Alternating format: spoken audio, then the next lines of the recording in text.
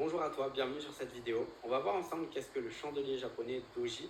Alors le doji, c'est une forme que va prendre le chandelier japonais, arriver à certains moments du marché. Alors généralement, lorsqu'on a un mouvement qui soit haussier ou baissier, on va le voir apparaître sur différentes formes, mais le doji de base est une forte indication de retournement et elle est beaucoup utilisée par les traders qui utilisent justement le price action, qui va justement leur donner une validation supplémentaire et très forte par rapport à un marché. Donc déjà, par rapport à sa forme de base, je te l'ai mis à l'écran. C'est l'espèce de pierre tombale que tu vois en haut. Le doji a cette forme-là.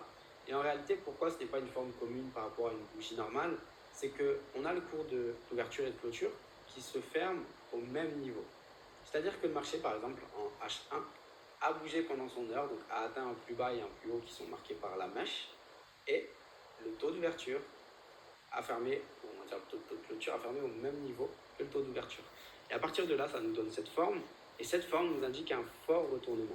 Alors le doji, généralement, on le voit beaucoup plus apparaître en haut d'un mouvement haussier, et il nous indique, après une confirmation bien sûr, un gros potentiel baissier. Et beaucoup de traders, justement de personnes qui vont se positionner en short, en vente, vont attendre ce genre de confirmation pour se positionner. Donc c'est une indication forte qu'il faut prendre en compte. Maintenant, il y a des vérifications à avoir. À la base, pour valider un doji, il faut attendre qu'il y ait un gap juste après ce doji. Maintenant, je sais que c'est très peu le cas aujourd'hui. Un gap, pour vous expliquer, il y aura une vidéo dessus, donc je ne vais pas rentrer dans le sujet en profondeur. Le gap, c'est un petit saut du marché. C'est-à-dire qu'il va y avoir un petit trou dans le marché qui fait que justement, normalement, on aurait ce doji de validé. Ce qui se passe, c'est qu'on a très peu de gap aujourd'hui après les dojis. Donc la seule chose qu'on va prendre en compte, s'il y a un gap, tant mieux, ça valide d'autant plus la chose, mais s'il n'y en a pas, c'est pas grave. Ce qu'il faut prendre en compte, en revanche, c'est que la bougie qui suit le doji doit être de la couleur différente des bougies qui le précèdent. Un marché qui va être haussier va justement arriver à un plus haut, par exemple une tendance haussière va arriver sur un plus haut. Si on a une forme de doji qui apparaît, il faut que la bougie qui suit, si le marché était vert, donc en hausse, soit rouge. Sinon, ça ne valide pas le doji, et à partir de là, ce n'est pas forcément bon, puisque la figure n'est pas validée. Donc ça, c'est par rapport à un doji. Maintenant, le doji, comme je te l'ai expliqué, va être sous différentes formes. On va avoir, deuxième forme, le doji à jambes longues. C'est un petit peu la même chose, sauf qu'en réalité, le cours de clôture et d'ouverture et de clôture sont fermés au même niveau, mais pile au milieu de la mèche. C'est-à-dire qu'on a la même longueur de mèche au-dessus et en dessous, justement, de ce taux d'ouverture et de clôture, puisqu'ils sont au même niveau. C'est la même chose que le doji auparavant. La seule chose qu'il faut comprendre, c'est qu'on peut le retrouver dans un marché haussier ou baissier.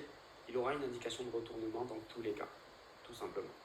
Ensuite, on va avoir le doji porteur d'eau. C'est la même forme que le doji à jambes longues, sauf qu'en réalité, on va avoir non pas le taux de clôture et d'ouverture et de clôture qui vont être au même niveau, mais le taux d'ouverture et de clôture qui vont être un tout petit peu décalés. C'est-à-dire qu'on va avoir un corps qui va être très fin, et ce corps-là nous détermine en réalité que c'est un doji porteur d'eau. Alors, encore une fois, ça reste une forme qui est quasiment similaire, donc on peut la voir apparaître très souvent sur le marché. On le voit souvent apparaître aussi en range, c'est même peu importe les bougies, mais généralement le porteur d'eau apparaît en range, puisque justement on n'est pas dans des tendances fortes, on est dans des petits mouvements haussiers et baissiers qui sont beaucoup plus faibles et qui ont tout de même leur importance et qui peuvent justement nous permettre de trader dans ce range. Donc si vous voyez ça apparaître dans votre façon de trader qui est en range, à partir de là vous pouvez vous positionner avec une première confirmation qui sera ce doji porteur d'eau. Maintenant, on va voir le prochain qui est le doji en pierre tombale. Alors celui-ci, on le voit apparaître simplement en haut d'une tendance haussière. C'est-à-dire que le marché va être en hausse et on va voir apparaître cette bougie-là. Ce qu'il faut prendre en compte avec cette bougie, c'est que ça indique un fort retournement potentiel baissier en tendance haussière. On va arriver en fin de tendance. Le marché va aller chercher, généralement la forme qui apparaît après ça, c'est que le marché va essayer d'aller chercher un plus haut, vraiment beaucoup plus haut. Et ce qui se passe, c'est qu'il n'arrive pas à l'atteindre. Du coup, il va être obligé de perdre de la valeur. Et là, on va voir apparaître justement cette pierre tombale. C'est-à-dire qu'on a le cours d'ouverture et de clôture qui est tout en bas de la mèche et la mèche qui est beaucoup plus longue au-dessus. Ça à prendre en compte, puisque ça, comme je vous l'ai expliqué, c'est un fort indicateur de retournement baissier dans une tendance haussière. Maintenant, une chose à quoi je pense et qui est importante à savoir par rapport au doji ou au chandelier japonais en général, c'est qu'il faut impérativement attendre la clôture pour que le chandelier soit validé, la clôture de la bougie. Si vous êtes en 1 heure, que la bougie par exemple a fait 30 minutes, donc il lui reste 30 minutes à tourner, et que vous avez cette forme-là, vous ne pouvez pas vous y fier.